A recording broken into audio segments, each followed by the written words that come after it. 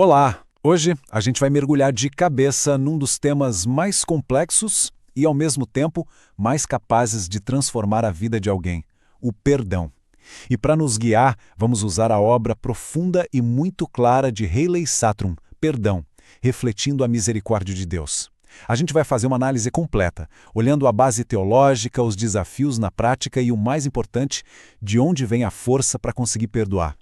Para a gente já começar a pensar, pensem comigo na história real de Dorothy Holloway. Ela é uma mãe que, por 15 longos anos, viveu o que ela mesma chamou de um inferno pessoal. Um inferno de luto e de raiva depois que seu filho adolescente Brian foi brutalmente assassinado. A dor era constante e a amargura era como uma prisão.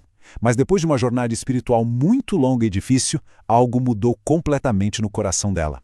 Ela encontrou forças para perdoar James, o assassino do seu filho.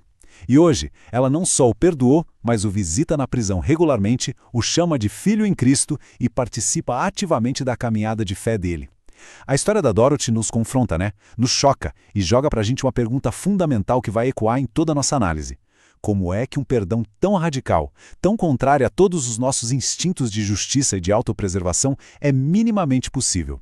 É essa pergunta que vai guiar toda a nossa investigação. E para desvendar essa questão, nossa jornada vai ser dividida em 6 partes. Primeiro, a gente vai começar pela fundação de tudo, a dimensão divina do perdão. Depois, a gente passa pelo paradigma divino e pela natureza radical do perdão, para entender bem o que ele é de verdade.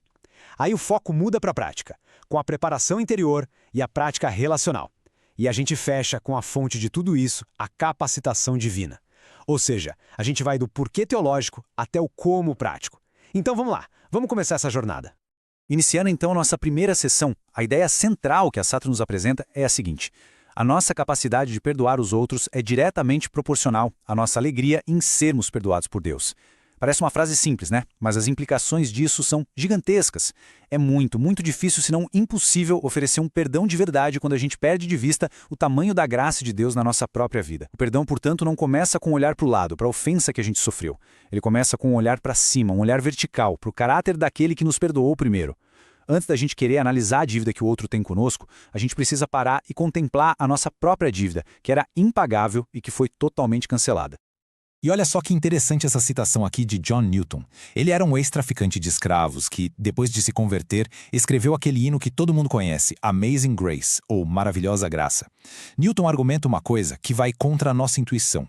Ele diz que a glória de Deus não brilha mais quando a gente é perfeito, mas sim nos seus repetidos e incansáveis perdões diante das nossas falhas constantes. Isso nos leva direto ao Salmo 103, onde Davi, um homem que conhecia o pecado e o perdão de forma muito profunda, vamos lembrar do adultério com Batsebe, do assassinato de Urias, não fala com os outros, ele prega para si mesmo. Bendiga ao Senhor a minha alma e não se esqueça de nenhum de seus benefícios. E qual é o primeiro benefício, a base de todos os outros que ele lista? É ele quem perdoa todas as suas iniquidades. A jornada do perdão, tanto para receber quanto para dar, começa com a memória. Não uma memória passiva, mas a disciplina ativa de se lembrar dos benefícios de Deus, começando pelo perdão que a gente recebeu. E para entender essa mecânica do perdão de Deus, a gente precisa entender o conceito de graça. A palavra grega no Novo Testamento é charis, e a melhor definição para ela é favor imerecido. Mas é mais que isso, é um favor que a gente recebe quando, na verdade, merecia o exato oposto. A Sattrum nos leva para a carta aos Efésios, no capítulo 2, que descreve a nossa condição anterior de um jeito bem chocante. A gente estava morto em nossos delitos e pecados, éramos por natureza filhos da ira, inimigos de Deus. Não tinha nada na gente, nem uma coisinha boa ou algum mérito que pudesse atrair o amor de Deus. Mas aí o texto continua: mas Deus, sendo rico em misericórdia, pelo grande amor com que nos amou, deu-nos vida juntamente com Cristo. A ordem aqui é fundamental. Deus nos amou não por causa do nosso desempenho, mas apesar dele. Ele nos amou por causa de quem ele é, um Deus rico em misericórdia. Muita gente, como a Sattrum aponta, até mesmo cristãos, imagina que Deus o salvou meio que por obrigação, sabe? Com um suspiro de cansaço. Mas a Bíblia pinta um quadro totalmente diferente, o de um Deus que nos amou ativamente, com um grande amor, enquanto a gente ainda era adversário dele. Entender isso de verdade é o primeiro passo para a gente se tornar alguém que perdoa. E essa iniciativa de Deus, esse amor que age primeiro, é ilustrada de forma brilhante na parábola do filho pródigo. Vamos analisar a sequência das ações do pai, que representa Deus. O filho, depois de jogar toda a herança fora e chegar no fundo do poço, decide voltar, mas com um discursinho ensaiado de autojustificação, querendo ser um servo e não mais um filho. Mas o texto diz que, estando ele ainda longe, o pai o viu. E a primeira reação do pai não é esperar, não é exigir uma explicação, é compaixão. Antes de qualquer confissão, de qualquer pedido de desculpas, o coração do pai já está inclinado para o filho. E essa compaixão leva a fazer algo que culturalmente era impensável. Ele corre. Um patriarca oriental daquela época, uma figura de honra, de autoridade, jamais correria. Seria uma humilhação. Mas o pai corre, quebra o protocolo e abraça e beija o filho sujo e todo rasgado. Só depois desse ato de aceitação total é que o filho consegue falar a confissão dele, que agora soa menos como uma barganha e mais como um reconhecimento sincero. A nossa lógica humana espera que o ofensor se arraste, peça perdão, prove que se arrependeu, para só então, talvez, a gente pensar em aceitar. Deus inverte essa lógica. A compaixão e a aceitação dele vem primeiro, e é essa graça que nos alcança, que nos quebra e nos dá coragem para confessar e se arrepender. Então, para fechar essa primeira parte, o ponto crucial é este. A fonte do perdão não está na nossa força de vontade ou na nossa superioridade moral. A fonte está em parar para contemplar o caráter de Deus. Quando a gente entende a graça dele como um favor que a gente não merecia de jeito nenhum, quando a gente vê a iniciativa dele de correr na nossa direção mesmo quando a gente está longe, e quando a gente percebe que ele tem alegria em nos restaurar, o solo duro do nosso coração começa a ser preparado para a semente do perdão poder brotar. A base para o perdão humano é fundamentalmente teológica. Agora, na nossa segunda sessão, a gente vai ver que Deus não nos dá só a teologia do perdão. Ele nos dá também os paradigmas, os modelos. Ele não nos deixa com ideias abstratas, sabe? Ele mostra como o perdão se parece na prática, através de exemplos vivos, históricos, que servem de modelo e inspiração pra gente. São histórias de dor, de traição e, no final, de perdão real. O paradigma supremo, o padrão ouro do perdão, é o próprio Jesus na cruz. A Sátran nos convida a meditar profundamente nesse momento. Jesus está em uma agonia física, emocional e espiritual que a gente não consegue nem imaginar. Ele foi traído por um amigo, negado pelo seu círculo mais próximo, ridicularizado pelas autoridades e está sendo executado da forma mais brutal e humilhante que o Império Romano conseguiu inventar. E no meio dessa injustiça absoluta, as primeiras palavras dele que Lucas registra não são uma maldição, não são um grito por vingança, nem mesmo uma defesa da sua inocência. São palavras de intercessão. Pai, perdoa-lhes. Ele não está só perdoando do coração, ele está ativamente pedindo ao Pai que perdoe os seus carrascos. Isso nos ensina algo crucial. O perdão é possível até no auge do sofrimento. Cristo entende a nossa dor porque a dor dele foi infinitamente maior e o poder do Espírito Santo que operava em Cristo na cruz, como a Sátran nos lembra, é o mesmo poder que pela fé está disponível para nós hoje, para nos capacitar a perdoar. Esse slide coloca frente a frente duas lógicas que são opostas. O paradigma do mundo funciona na base do toma lá, dá cá. Você me feriu, agora você me deve. A justiça do mundo, na sua essência, exige pagamento, busca punição, quer dar o troco. É uma economia de dívida e crédito. O paradigma de Cristo é radicalmente diferente. Ele não exige pagamento, ele absorve o custo do mal. Na cruz, ele paga uma dívida que não era dele. O objetivo dele não é a punição de quem o ofendeu, mas a restauração e a reconciliação dessa pessoa com Deus. E para ninguém pensar que isso é um ideal impossível, reservado só para o Filho de Deus, a Sátran nos leva para Atos capítulo 7, para a história de Estevão, o primeiro mártir cristão. Um ser humano descrito como cheio do Espírito Santo, que enquanto era apedrejado até a morte por uma multidão furiosa, repete as palavras do seu mestre: Senhor, não lhes imputes este pecado. Estevão nos mostra que, pela fé e pelo poder do Espírito Santo, um ser humano pode sim espelhar esse paradigma divino, escolhendo interceder em vez de retaliar, mesmo no momento mais extremo da vida. Um outro modelo poderoso que a gente encontra lá no Antigo Testamento é a jornada de José. Pensem na sequência de injustiças que ele sofreu. Traído e vendido como escravo pelos próprios irmãos, depois acusado falsamente de assédio pela esposa do patrão e jogado na prisão por anos. Ele tinha todas as razões do mundo para guardar um desejo profundo e justificado de vingança. No entanto, quando ele finalmente reencontra os irmãos, décadas depois, agora numa posição de poder absoluto sobre a vida deles, as palavras de José não são de vingança, mas de perdão e de conforto. Como ele conseguiu fazer isso? A Sátran destaca o ponto-chave em Gênesis capítulo 50, versículo 20, onde José diz aos irmãos apavorados: Vocês planejaram o mal contra mim, mas Deus o transformou em bem. A capacidade de José de perdoar não veio de minimizar ou esquecer o mal que os irmãos fizeram. Ele nomeia o mal claramente. Vocês planejaram o mal. A força dele vinha de uma perspectiva teológica muito maior, a confiança total na soberania de Deus, que é tão grande e tão boa que consegue usar até os fios mais escuros do pecado e da maldade humana para tecer a sua tapeçaria de redenção e cumprir seus bons propósitos. Bom, nessa sessão, a gente viu que o perdão não é uma ideia abstrata. Ele se torna concreto, tangível, através desses modelos. Cristo nos mostra o coração do perdão, um amor sacrificial que pede pelo ofensor. Estevão nos mostra a força para o perdão, uma fé sustentada pelo poder do Espírito Santo, mesmo diante da morte. E José nos mostra a perspectiva do perdão, uma confiança inabalável na soberania de Deus sobre o mal. Eles não são só histórias para inspirar, são faróis que iluminam o nosso caminho, mostrando para a gente que com a ajuda de Deus, o perdão é de fato possível. Ok, a gente já viu o porquê teológico e os exemplos práticos. Agora vamos dissecar o quê. Nessa terceira sessão, a gente vai explorar as características essenciais e profundamente radicais do perdão bíblico, que desafiam nossas noções mais básicas de justiça, de equidade e de bom senso. Então se preparem, porque o que a Bíblia descreve como perdão é muito, mas muito diferente do que a nossa cultura entende. A primeira característica é, para muita gente, chocante. O perdão bíblico é, na sua essência, injusto. A Saturn cita o teólogo e conselheiro David Powlison, que descreve isso de uma forma brilhante como misericordiosamente injusto. O que isso quer dizer? Quer dizer que ele funciona totalmente fora da lógica da justiça do olho por olho, dente por dente. A justiça, como a gente entende num sistema legal ou nas nossas relações, exige que cada um receba o que merece. Se alguém comete um crime, a justiça exige uma punição proporcional. O perdão, no entanto, é a escolha deliberada de não dar ao ofensor o que ele merece. Ele cancela a pena. E isso reflete o caráter de Deus que, como diz o Salmo 103, não nos trata segundo os nossos pecados, nem nos retribui segundo as nossas iniquidades. Quando a gente perdoa alguém, estamos espelhando essa injustiça misericordiosa de Deus. A gente está dando graça onde a justiça exigiria punição, e isso é um ato profundamente subversivo. A segunda característica é que o perdão é contínuo.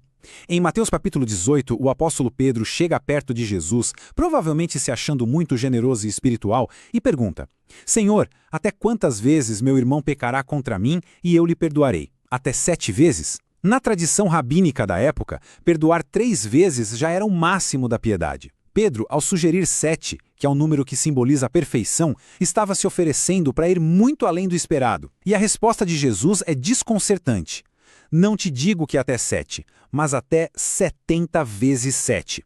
Isso não é um cálculo matemático como se a gente devesse ter uma planilha para marcar 490 ofensas. Jesus está usando uma hipérbole para destruir a própria ideia de manter um registro de mágoas. Ele está ensinando para Pedro e para nós que o perdão não deve ser um ato isolado e calculado, mas uma atitude contínua do coração. É para ser um estilo de vida, não um evento raro. Para ilustrar esse ponto e introduzir a terceira característica, Jesus conta a parábola do servo incompassivo. Nela, um servo deve ao seu rei 10.000 talentos. É fundamental a gente entender o tamanho desse número. Um talento era a maior unidade de dinheiro da época. Valiam 6.000 denários. Um denário era o salário de um dia de trabalho. Ou seja, um talento equivalia a quase 20 anos de trabalho. 10.000 talentos seriam equivalente a 200.000 anos de trabalho. Era uma quantia astronomicamente impagável, maior que o orçamento de países inteiros. A Saturn enfatiza que essa dívida gigante representa o tamanho infinito do nosso pecado contra um Deus infinitamente santo.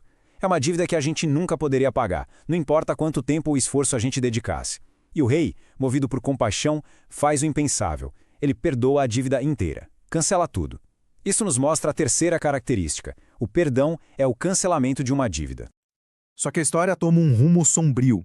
Aquele mesmo servo, que acabou de ser liberado de uma dívida que valia mais que a vida dele, encontra um colega que lhe devia 100 denários. 100 dias de trabalho. Era um dinheiro considerável, claro, mas absolutamente nada em comparação com os 10.000 talentos que ele tinha acabado de ser perdoado. A proporção é de mais ou menos 600.000 para 1. E o que o servo perdoado faz? Ele agarra o homem pelo pescoço, exige o pagamento na hora e, como o outro não podia pagar, o joga na prisão. Essa desproporção chocante é o ponto principal de Jesus. A recusa em perdoar as ofensas relativamente pequenas que a gente sofre dos outros revela uma amnésia espiritual profunda. Mostra que a gente não entendeu no fundo do coração o tamanho do perdão que a gente recebeu de Deus. E isso nos leva direto para a quarta e última característica dessa sessão. Então a quarta e última característica é esta. O perdão é obrigatório para o crente. A parábola termina com o rei furioso, chamando de volta o servo ingrato e entregando-o aos torturadores até que pagasse toda a dívida. E Jesus termina com um aviso bem sério. Assim também meu Pai Celestial fará a cada um de vocês se não perdoarem de coração a seu irmão. Então, resumindo a natureza radical do perdão, ele é injusto porque é um ato de misericórdia que vai além da justiça. Ele é contínuo, não se conta, ele é o cancelamento de dívidas, não a cobrança, e, para aqueles que receberam o perdão de Deus, ele não é uma opção, mas um mandamento. É uma parte essencial e inegociável do que significa seguir a Cristo. Ok, a gente já entendeu a teologia, os exemplos e a natureza radical do perdão. Mas, na prática, como uma pessoa chega lá? Como se cultiva um coração que perdoa? Esta quarta sessão foca no processo interno, no trabalho do coração.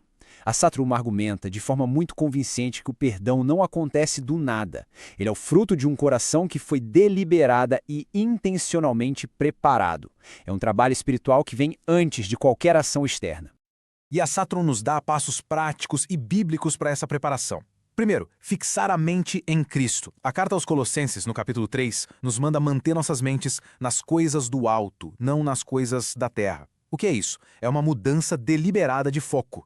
Em vez de ficar remoendo sem parar a ofensa, a dor, a injustiça, a gente deve encher nossa mente com a verdade do Evangelho, com a beleza de Cristo e com o tamanho do seu perdão por nós. Segundo, orar. O perdão é, antes de tudo, um ato vertical entre a pessoa e Deus, antes de ser um ato horizontal com quem ofendeu. É na oração que a gente confessa a dor, a raiva, o desejo de vingança e clama pela força sobrenatural de Deus para obedecer ao seu mandamento de perdoar. Terceiro, uma autoavaliação honesta. Jesus nos avisa em Mateus 7 para a gente tirar a trave do nosso próprio olho antes de tentar tirar o cisco do olho do nosso irmão. Em quase todo conflito, a gente contribui de alguma forma, seja com palavras, atitudes ou omissões. A gente precisa examinar nosso próprio pecado no conflito com humildade. E quarto, erradicar ativamente a amargura. Efésios 4 nos ordena a lançar fora toda a amargura, ira, cólera e malícia. Isso não é um sentimento passivo, mas uma escolha ativa de arrancar essas ervas daninhas pela raiz. Um dos maiores obstáculos para preparar o coração é a nossa tendência de querer sentar na cadeira do juiz. Quando a gente é ferido, é natural querer não só sentir a dor, mas também julgar o motivo do ofensor, dar a sentença de culpa e executar uma pena, mesmo que seja só no nosso tribunal interior. Só que a carta de Tiago, no capítulo 4, faz uma pergunta que vai fundo. Há somente um legislador e juiz, aquele que pode salvar e destruir? Mas tu, quem és, para julgares o próximo? Quando a gente se recusa a perdoar e insiste em manter o outro na nossa prisão de ressentimento, na prática, a gente está roubando um papel que pertence somente a Deus. Renunciar ao papel de juiz não significa que a justiça não será feita. Pelo contrário, significa confiar que a justiça de Deus é infinitamente mais perfeita, completa e final do que a nossa. Isso nos liberta do fardo pesado de carregar a vingança e julgamento nas costas, entregando o caso ao único juiz que é verdadeiramente justo. Então, para sintetizar essa sessão, o perdão não é um impulso espontâneo. Ele é o resultado de um trabalho espiritual deliberado e contínuo. Envolve reorientar nossa mente para longe das nossas feridas e em direção a Cristo e sua cruz. Envolve tratar o perdão não como uma opção baseada em sentimentos, mas como um ato de obediência que a gente pratica em oração, muitas vezes com lágrimas. Exige a humildade de olhar para o nosso próprio pecado primeiro e requer a decisão ativa de arrancar as ervas daninhas da amargura e do julgamento antes que elas sufoquem a nossa vida espiritual. Essa preparação interna é o que torna a ação externa do perdão genuinamente possível.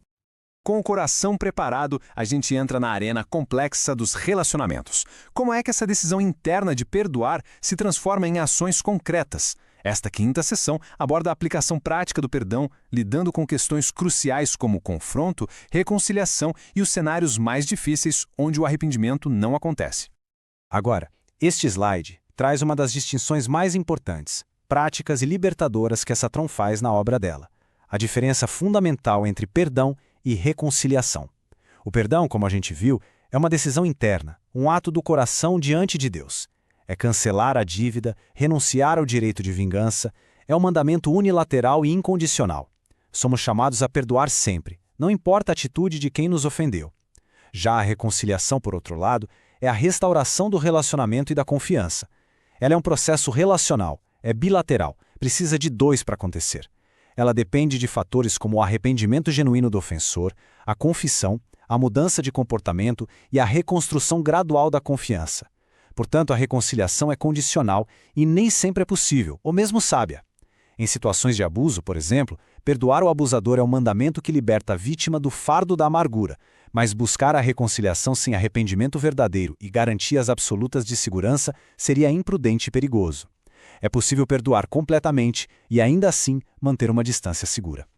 Então, Uma vez que a decisão de perdoar foi tomada no coração, diante de Deus, qual é o próximo passo na relação? A Satron nos dá um guia sábio. Primeiro, considere relevar a ofensa.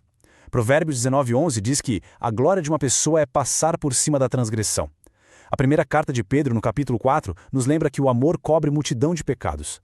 Muitas ofensas que a gente sofre são pequenas, não intencionais, são fruto de descuido ou imaturidade. Nesses casos, a atitude mais amorosa e madura é simplesmente perdoar e não tocar mais no assunto, absorvendo o custo da ofensa em silêncio.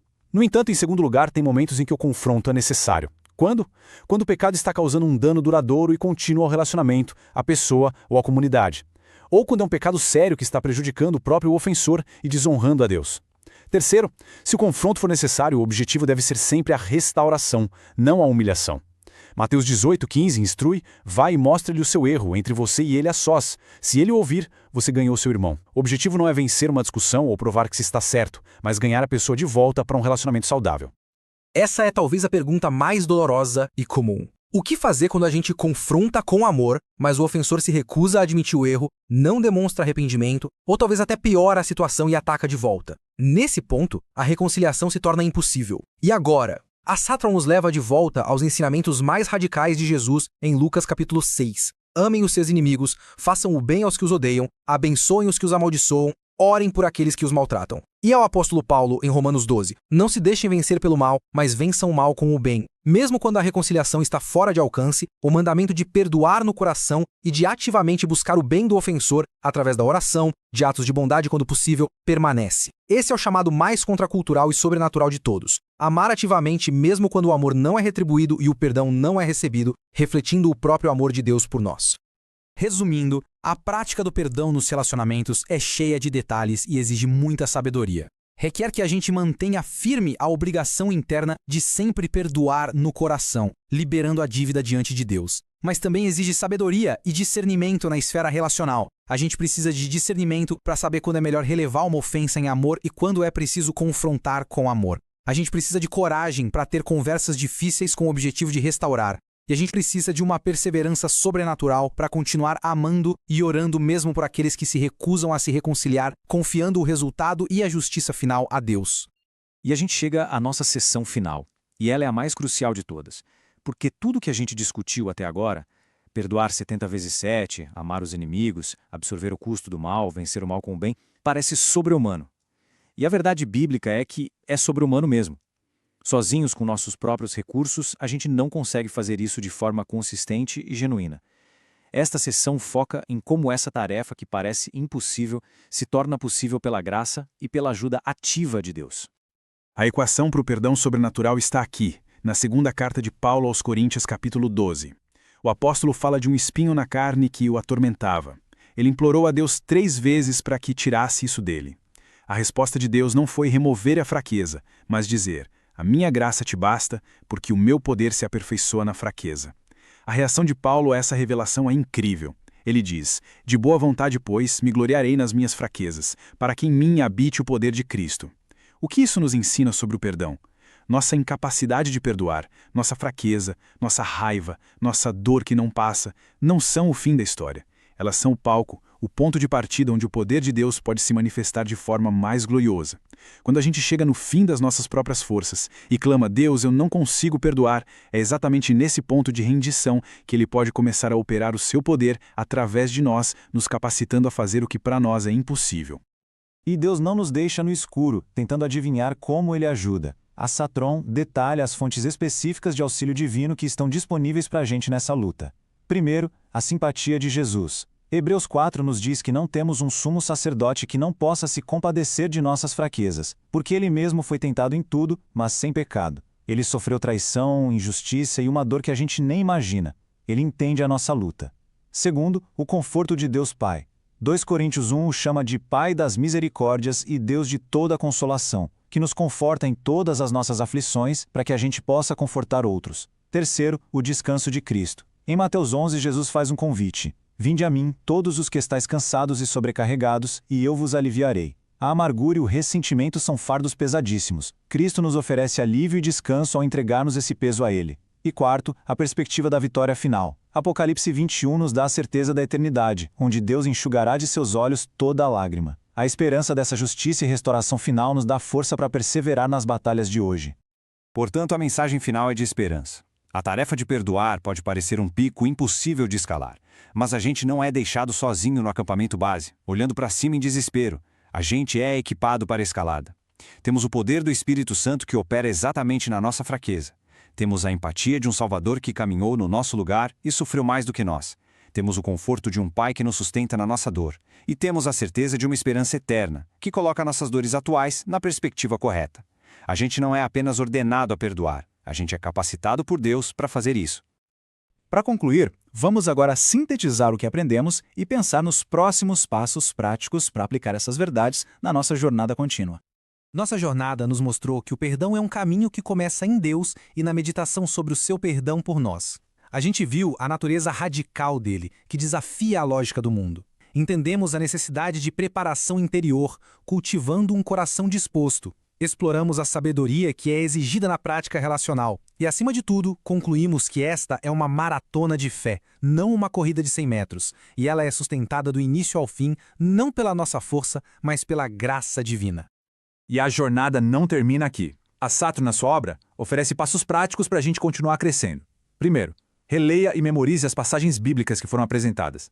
A palavra de Deus é nossa arma principal nessa batalha. Segundo, aprofunde a leitura com outros autores de referência no assunto, como Tim Lane, Ken Sand ou Paul Tripp. Terceiro, busque comunidade. A luta pelo perdão não deve ser uma jornada solitária. Compartilhe as lutas com irmãos e irmãs maduros na fé. Quarto, se a ferida for muito profunda e traumática, não hesite em procurar aconselhamento bíblico qualificado. E, acima de tudo, persevere na oração. O perdão é uma disciplina espiritual contínua, que precisa ser regada diariamente com dependência de Deus. E para encerrar, deixo uma pergunta para reflexão. A Bíblia nos promete um futuro, na nova criação, onde toda dor, toda lágrima e todo conflito vão acabar. Um dia, experimentaremos uma reconciliação perfeita e sem impedimentos com Deus e uns com os outros. A questão final é esta. Sabendo que nosso destino final é a reconciliação perfeita, como é que essa certeza da vitória final pode transformar a nossa luta mais amarga com o perdão, não amanhã, mas hoje? Como a experiência do céu nos dá força e graça para a dor na terra. Esta foi a nossa análise sobre o perdão, guiada pela obra de Haley Satron. Espero que tenha sido esclarecedora e encorajadora. Muito obrigado pela companhia